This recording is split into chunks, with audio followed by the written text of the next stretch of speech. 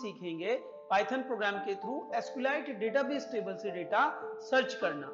ऐसी भी सिचुएशंस आ सकती हैं जहां पे हमें डेटाबेस की टेबल का सारा डेटा ना देखकर एक पर्टिकुलर रिकॉर्ड को सर्च करना हो।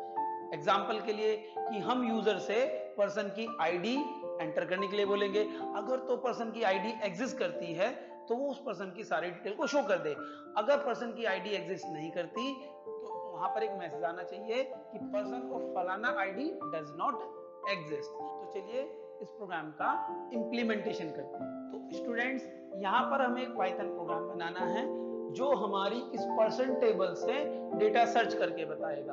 अगर तो हम आईडी इनपुट कर रहे हैं 2, तो उस केस में ये इस पर्सन की सारी डिटेल को शो करना चाहिए। और यहीं पर अगर यूजर कीबोर्ड से आईडी इनपुट करता है 4, और क्योंकि इस टेबल में 4 आईडी की कोई रो नहीं है तो उस केस में मैसेज आना चाहिए person of ID 4 does not exist. तो चलिए इसका पाइथन प्रोग्राम देखते हैं। तो यहाँ पर ये हमारा पाइथन प्रोग्राम है जिसमें हम पहले SQLite 3 पैकेज को इंपोर्ट कर रहे हैं।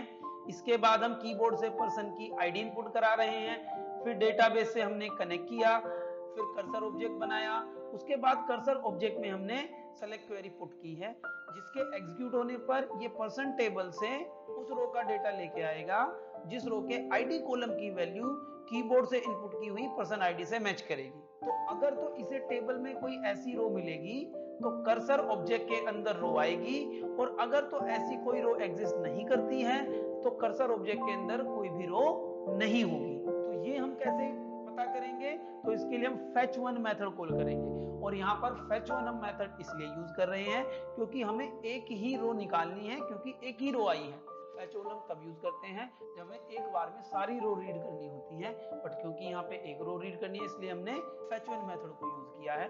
और fetch1 यहाँ पर कर्सर ऑब्जेक्ट से रो रीड करेगा जिसको हमने पर्सन वेरिएबल में स्टोर कर लिया है।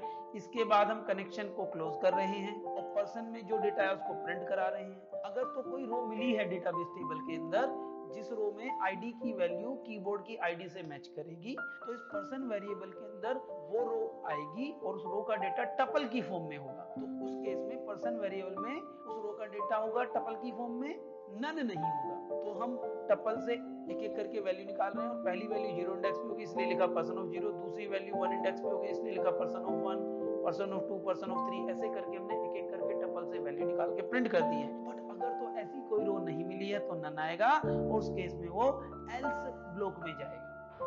तो चलिए मैं आपको यहाँ पर प्रोग्राम को एग्जीक्यूट करके दिखाता हूँ। तो यहाँ पर मैं पर्सन आईडी इनपुट कर रहा हूँ और हमारी टेबल में पर्सन आईडी 2 एग्जिस्ट करती है। तो उस केस में क्या हुआ है स्टूडेंट्स, चलिए समझते हैं। तो यहाँ पर पर्सन की आईडी 2 इनपुट की गई, तो ये क्वेरी फायर हुई, और इस क्वेरी के फायर होने पर डेटाबेस में गया और रो सर्च किया जहां पे आईडी 2 मिली।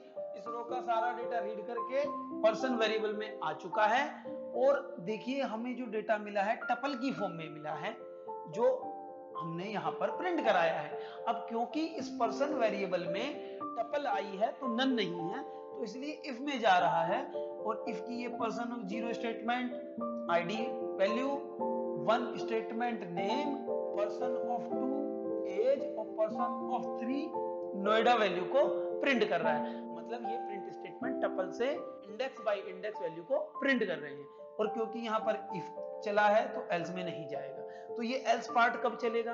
अगर तुम ऐसी कोई आईडी एंटर करते हैं जिस आईडी से मैच करने वाली टेबल में कोई रो नहीं है, तो उस केस में fetch1 नन देगा जो इस पर्सन वेरिएबल में आएगा, और इस केस में ये एल्स पार्ट में जाएगा। तो चलिए प्रोग्राम को एक बार फिर से एग्जीक्यूट करते हैं और ऐसी आईडी एंटर करते हैं जो इस टेबल में एग्जिस्ट नहीं करती है। जैसे एग्जांपल के लिए 4 आईडी, तो 4 आईडी इस टेबल में नहीं है, तो 4 आईडी एंटर करने पर यहाँ पर मैसेज आना चाहिए person of ID 4 does not exist. तो चलिए प्रोग्राम को एग्जीक्यूट करते हैं। तो ये मैंने प्रोग्राम को फिर से एग्जीक्यूट किया, आईडी 4 इनपुट किया, तो यहाँ पर मैसेज आया है person of ID does not exist. और ये नन क्यों आ रहा है? नन इसलिए आ रहा है यहाँ पर क्योंकि जब ये क्वेरी फायर हुई और इस क्वेश्चन मार्क प्लेस होल्डर पर जब आईडी 4 रखी गई तो इसने डेटाबेस में सर्च किया और इसे कोई रो नहीं मिली जिसकी आईडी वैल्यू 4 है। तो उस केस में fetch1 कर्सर ऑब्जेक्ट से रीड करने पर नल लेके आया है क्योंकि कर्सर ऑब्जेक्ट के अंदर कोई रो नहीं आई है। और देखो ये नन प्रिंट हुआ है क्योंकि हमने पर्सन वेरिएबल की वैल्यू को प्रिंट कराया है, और क्योंकि नन आया है तो इसलिए एल्स में जा रहा है। तो स्टूडेंट्स, इस वीडियो में हमने सीखा पाइथन प्रोग्राम के थ्रू एसक्यूएलाइट डेटाबेस टेबल से डेटा सर्च करना। तो आई होप स्टूडेंट्स आपको इस वीडियो में कुछ सीखने को मिला। तो मिलते हैं किसी और वीडियो में नए टॉपिक के साथ।